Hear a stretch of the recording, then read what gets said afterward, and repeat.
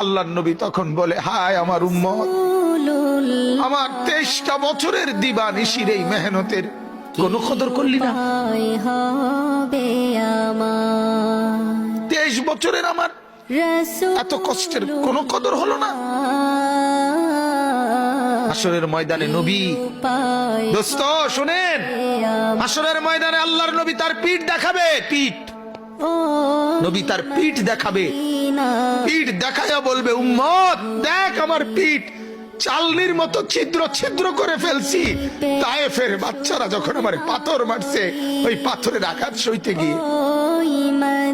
সেদিন দেখবেন, পথের ধুলি, সেদিন বুঝবা যুবক, নওজোয়ান, তোমার জন্য কাদার কেউ নাই, তোমাদের জন্য ভাবার কেউ নাই। মা বাপ ছেড়ে দিছে তোমারে, যা বাবা নষ্ট হয়ে যা।